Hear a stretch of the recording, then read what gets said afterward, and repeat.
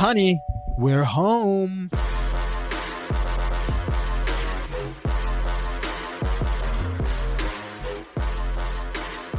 Hi guys, and welcome back to Honey, We're Home. I'm Caroline Crawford Patterson. This is our second solo episode ever, and I feel like the bite-size thing worked.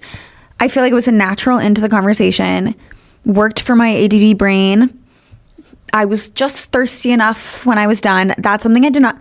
I already am parched. Like, why do you... Like, when we do the ladies who lunch, I'm like, bring in the champagne. I'm already parched when we record because you're not used to presenting for that long at that fast a speed of talking. Like, it'll really take it out of you.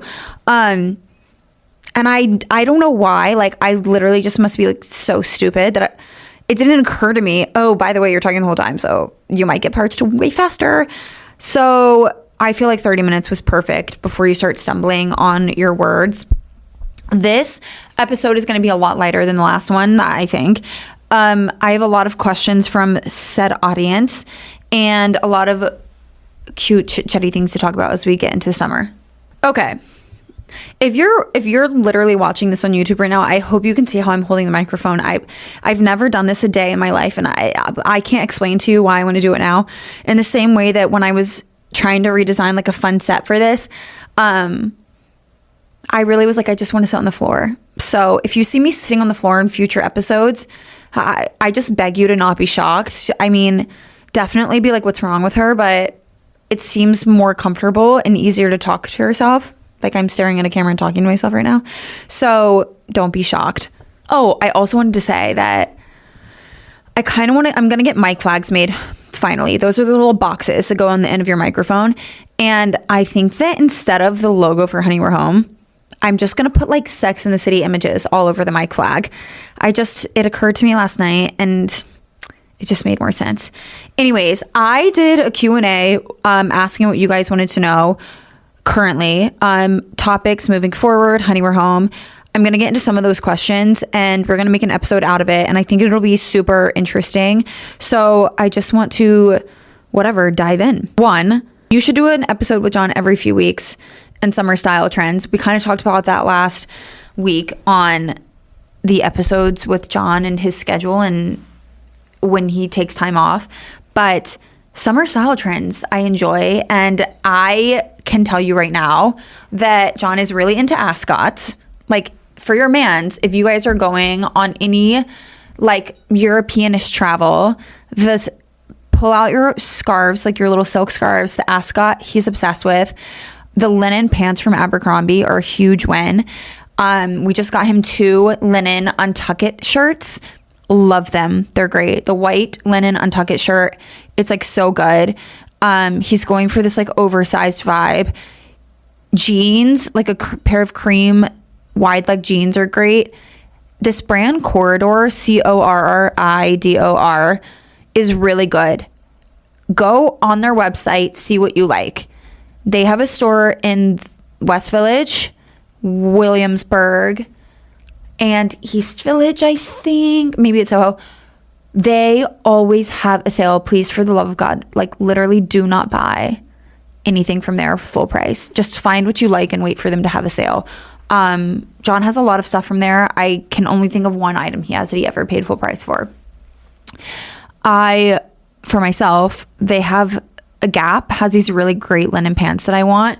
And they're 50% off and probably will stay 50% off. So I think I'm going to get brown. He's really into his Birks right now, like his leather Birkenstocks and light jackets, like this jacket. He's still in that era. I don't know why, but leaning into the linen, I think is a big part of his fashion choices at the moment. Okay.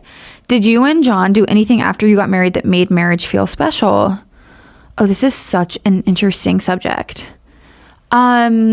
We moved to New York. I mean, I felt like that was like the biggest thing that we'd ever done together besides get married.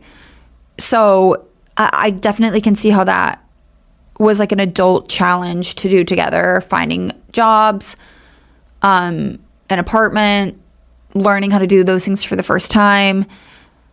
I felt married to John the second that, you know, when we walked down the aisle, it was like this like last gear clicked into place and like the safe opened. That's how it felt. Like the physical ceremony itself made me feel married. Like I there was just something when I blacked out the ceremony kind of, but I just remember this insane light-filled feeling when we turned around and like looked at our people and the back doors of the church open and we like walked down the aisle, and I was like, this feels so right. And I always say that was or is the moment that makes you feel so special.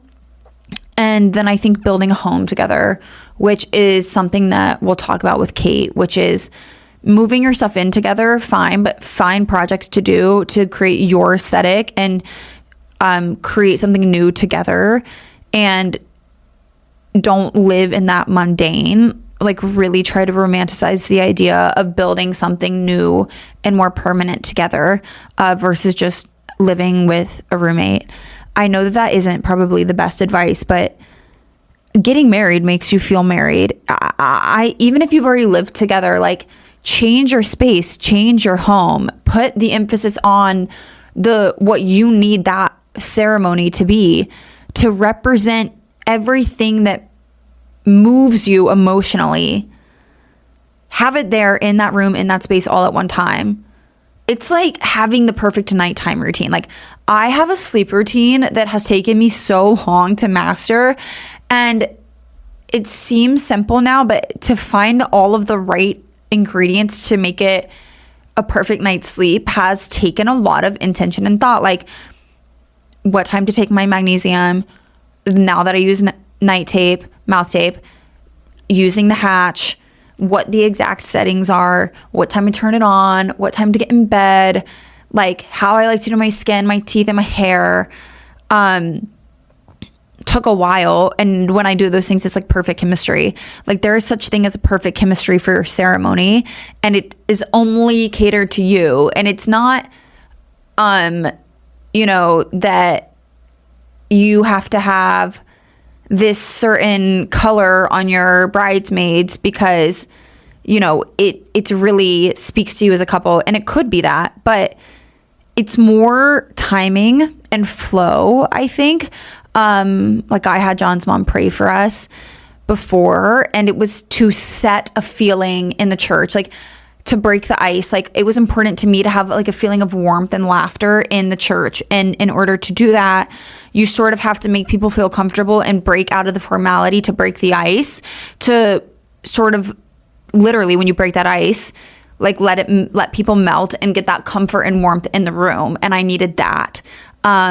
There were certain songs that I wanted to walk down the aisle to, but there was like a certain second of the song that I wanted the doors to open to, because that made me, that crescendo of the music at that time always made me feel a certain way. And it had to get like louder at that time to like replicate. It wasn't for anyone else. It was like to literally replicate the fact that that's how I, like my heart felt. Like my heart would like jump when that part of Build My Life would start to play. And so I needed the cello and the violin to jump like at that time. So I really manifested outside of my body the things that I needed to feel really comfortable and in that moment and like emotional and romantic and at peace. And I feel like a sense of warmth and light, you know, when I walk outside in Charleston to like, you know, all of these oak trees and the flowers and spring, and like I feel the salt air. So like for those doors to open as soon as we like said I do and immediately get out there was like that always brings me like that smell specifically brings me like a rush of happiness. Simple things. You're just studying what evokes emotion in you, and you're stacking those things on top of each other. And you need those things sometimes. Well, you should be allowed to have them because you love them. But when you're in a moment that you've dreamed about for a long time, no matter what you do, you might be constantly working to stay in the moment. And sometimes reminding yourself to stay in the moment is actually not being in the moment. Like oh, be present, is thinking about being present, is not actually being present. So it's like habit stacking, but you're just stacking your emotional needs, and you're stacking the things that evoke emotion and happiness within you. And you're basically building your odds of feeling so overwhelmed with peace and happiness that like you have no choice but to be in the moment. And so I felt very married in that moment. And I also, like, he started like calling me his wife like immediately, and I guess that helps too. But I think coming home and changing your space is a big way to not feel like you're stuck in the mundane. So next question, how to not feel overwhelmed in the bridal era. Wedding is in 4 months. Don't feel overwhelmed. Month 4 is like a chill. It's not chill. Sorry, nothing's chill. Start doing all the things that people told you that you don't need to do until 8 to 10 weeks before. Just do them now. I will literally sing this from the rooftops forever and ever to have engaged dates. Like if you have already heard me talk about this, just skip ahead. I really loved wedding planning. I had somebody that helped me like a lot. And I also was in premarital counseling. So like anytime that there was something that felt overwhelming, people like underestimate that. Like counseling when you're engaged is not just about like, oh, like they have problems. They have this. No, like, bro, like people process stress differently. This is actually, for most couples, the first time that you really get an opportunity to pick apart and study how your person processes and handles stress. I think it's a great time to have a therapist. Like, your mom could be pissing you off. Your mother-in-law could be pissing you off. Your maid of honor could be pissing you off. Like, your fiance could be so many things could be going on that cause you to be overwhelmed. It could be finances. Dude, like the cost of weddings, insane. Like I literally to this day recall not sharing the Excel sheet with John and my mom. Like I hid it. And I know you want me to hear that I'm not proud of it, but I am proud of it because I knew it was going to happen if they saw it. And I lied and I told them that I couldn't find it. And I know that they know that I was lying, and I hid that Excel sheet from them because I did know the physical cost of what was happening. I put everything in there, the dress, the anonymous stuff. If I can do one thing, this girl has a degree in finance and economics and business, and I can do an Excel sheet. I can track that finance. I am always great at it. When John does anything with budget, I say, put that shit on the screen. We're going through this line by line together, and I'll be like, move this. I might not use my degree a lot, but I know how to do that. And they knew that I had everything tracked to the T. They, however, only had like big ticket items tracked. Our numbers were so different. The thing was though, between me, John, and my parents and his, like however the bill was split, like which like everyone paid for stuff, it had all already been paid for. So I was like, why give somebody a heart attack? Like seriously. So I will never forget them seeing the final tally and looking at me like they were going to punch me in the face. And I just was like, I know it is like ungodly expensive. Since then, my vendors have gone up like 3x in price. I could not even understand. Like, I can't even begin to comprehend how expensive weddings are at this moment. Finances for weddings is so overwhelming. Guest count is so overwhelming because it goes into finances. I really encourage people to have someone that they're talking to so that your partner in front of you has an outlet to vent about what is overwhelming you as a bride or as a groom or as a marrier, and then have a professional respond. Like, not the person who like, oh, it could be their mom or their cousin or whatever, or joint finances, and now you're like, there's some defensiveness, or I can't, like, I wish I could do something about it, but I can't. No, a third party professional responding to you in that moment, giving you actual advice on how to process that stress and deal with it and what you can and can't control and how to feel comfortable moving forward. It's like a joint vent session. with two sets of problems about the same event. And you learn what resonates with your partner, what helps them manage stress, because they might be giving them advice that you later use too. Or they might be giving them advice that would never work for you, but you see it work for your partner and you take that away and you're like, wow, that works for them when they're like really stressed. Or, oh, I totally just learned that they react this way, they cope this way when they're really stressed. And this is really good to know going forward. And I felt like having my partner know that about me, learn that about me at the same time I was learning it about myself, removed a lot of the stress because I felt like I had a teammate. Like I felt like there was some good coming of it. It was like walking through an experience together and coming out with more information, and then doing the engaged dates. Like one day a week, you're having a date, and like sometimes we would go to our favorite restaurant, and sometimes we would drive John's car to the edge of the park and pop the trunk and have dinner and like sit in the trunk. It's just it's a date that you're taking, and you're not allowed to talk about wedding planning. And what happens is you end up talking about all the things that remind you, not that you forgot, but like, you know, logistics take over, even married. Like I talked about like falling in love again, whatever. And like, you know, keeping that romance alive by not bogging dates down with like, oh, when did we book this flight? Did we do this? And like that can be really hard when people might have like long hours in the office, and you know, you just sort of have to talk about what you have to talk about. But when you take those things off the table, you just start talking about all of the things that make you giggle and laugh and like dream about the future together. You leave every engaged date being like, oh my God, I love you so much. I can't wait to get married. And then that feeling of joy overrides any stress and overwhelmingness that you might have, because now all you're focused on is not the logistic of the flowers might be too short, or we have to cut the floral budget down by 50%. It's, can you believe we're getting married? I'm so excited. And the rest of the stuff is just like, you know, a logistic that will work itself out. But I know you can do it, and congratulations. You're going to have a literal wonderful, wedding. That goes into our next thing, which was marriage therapy and dating your husband more. That was a good convo. 3 years married here. Everything works together. I just take the Engates and do like it's a married date, but you have to take other things off the table. If you have kids, you cannot talk about their after school activities or school or development. Like, you can't talk about that. Like, you can't talk about travel. You can't talk about schedule. You like none of it.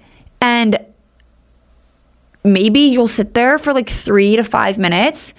It's not an awkward silence, and it's really not silence at all. It's just your brain telling you what to bring up, and then you being like, oh, can't bring that up. Oh, can't bring that up. And then it just clears you. It's like meditating out of anxiety, and then getting like really romantic, and then you get that buzzy like love feeling. Like, you don't need someone new to have that feeling. Like, you aren't going to get that feeling higher than with the person that you chose to marry. Obviously, that feeling of being in love was higher with them than anybody else you've ever met, which is why you married them. So you have to just bring it back up by like pushing life out of the way. Like, for me, John and I definitely need to go on a date. And like the other day he was like, I'm sorry, like, is there stuff you want to talk about? Get off your chest. I'm like, no, like this is so nice. Like, living in a world with you right now, like being distracted from, you know, all of the other unanswered questions for like an hour on our walk it's making me smile and have butterflies and be in love with my city again. And, you know, your eyes open to different things, and you're like, oh my gosh, wait, you know, have you heard about this? We should try this. We should do this. Like, it's nice and it's very romantic. And I think that that's just something that we started doing when we were engaged, and now and recently, like in year 3 of marriage, I was like, we should probably do this again and like have these like summer date nights that are just so like magical and amazing. But you have to create them for yourself. That's one pet peeve for me about life, is that like like people will be like, no one's coming to save you, but they'll use it towards like career. Okay, well, no one's coming to save you personally. Like, if you want a romantic life, then make one. And it's not about having more money or doing this or whatever. Like, there was a time last year, literally, I hadn't done a deal in months. Like, John and I had, like, I'm just being so honest. We were like, shit, like, we have to pay our rent. Like, trying our freaking best. I mean, you have to figure it out. Like, I'm like, okay, so we live in this beautiful city, so we're gonna go sit in the park. Okay, like, that's what we're gonna do. We're gonna climb to our roof and we're gonna sit there. Like, it's about adjusting your perspective and being like, I can't change my circumstances, so I'm gonna have to change my mentality, and then I'm gonna have to work to do this. And you might think that it would be easier under different circumstances, but you're still in charge of your mentality. Okay, someone said brag about everything but the dress, how it went what went into the behind the scenes, etc. That is going to be a whole episode, and we talked about the evolution of the pod and the vision and goals in the last episode too, which was really fun. I feel like there are a few more that we can do. We can do this last one that's dividing household responsibilities as a married couple, i.e. dinner and planning. You have to look at who has the most on their plate, like mentally, physically at that moment. So basically, like, meetings, work, what are you going through? And then split from there. Like, everything should be fluid. This was our biggest argument with our marriage counselor.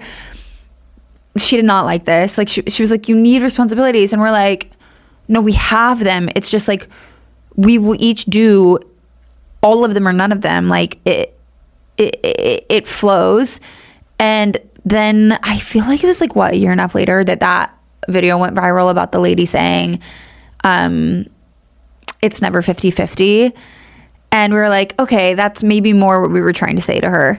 And that's proven to work for us, like, really well. And then sometimes, one thing that I have learned is that the most fruitful conversations about a conflict actually happen outside of when the conflict is a present issue. So, like, say, for example, John has been doing all of the household work and I have literally been sitting on my ass. I could be depressed, like, anything could be going on, but that's what's happening. If John was actively mopping the floors and was like, I have to bring this up right now, I'm so frustrated, it would probably turn into a heated conversation. Like, could or couldn't be a fight. Honestly, who knows? It's like, which way does the wind blow today? Same way, other way around for me. It's like bringing something up that's problematic when I'm hungry. However, if you are like, this is what takes guts though about it. If you're like, this has really been bothering me, and then, okay, it's like a Saturday afternoon and it's not bothering you in the moment. You're actually having a really nice time. You're like, why would I bring this up? Why would I ruin a good time by bringing something up that's a problem? That is actually the best time to bring it up, because nobody is actively frustrated. Both people want to have a good time. Both people are feeling like good vibes. There's no tension. You just say, like, there's something I wanted to talk to you about, which is, I've been doing so much recently and I know that you've been going through this, but I'm starting to feel super overwhelmed. It's not about what they did or didn't do. It's like, the problem is actually like, I have been carrying us and now I'm getting weak. 10 out of 10 times for me, that conversation ends in like, oh my God, I am so sorry. Like, I'm stepping back in. Aside from that, we just sort of do what works, and then we communicate when it gets, you know, when the balance scale like sort of like goes uneven.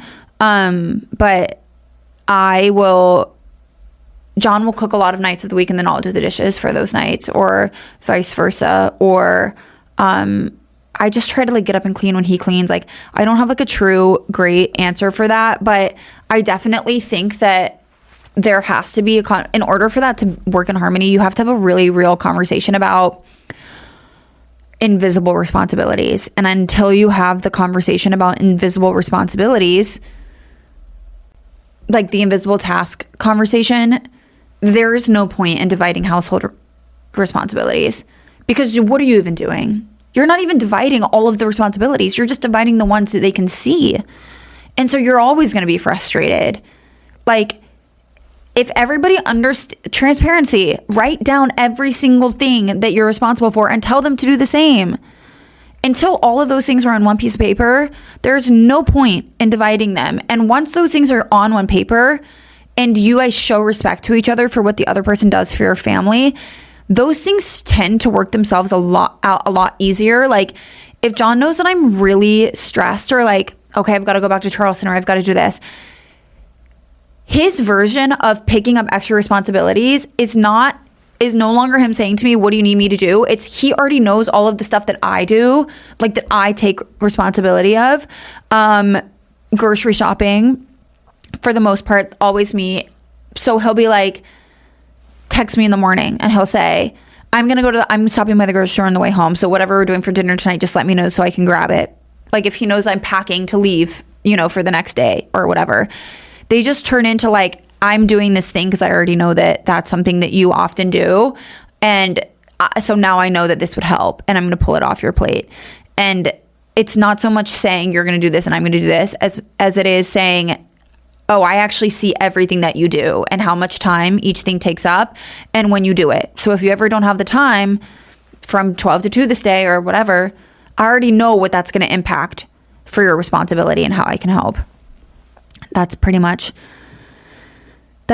all that I have for you guys today. We have so many more good questions. I want to do an episode on dealing with friends who are, maybe like braggy or have that trait, like it kind of similar to the email that we did recently about the girl whose sister-in-law, would brag about her stroller and this and that and the comparing pregnancies. So I want to do an episode about that and mean girls and friendships and stuff like that.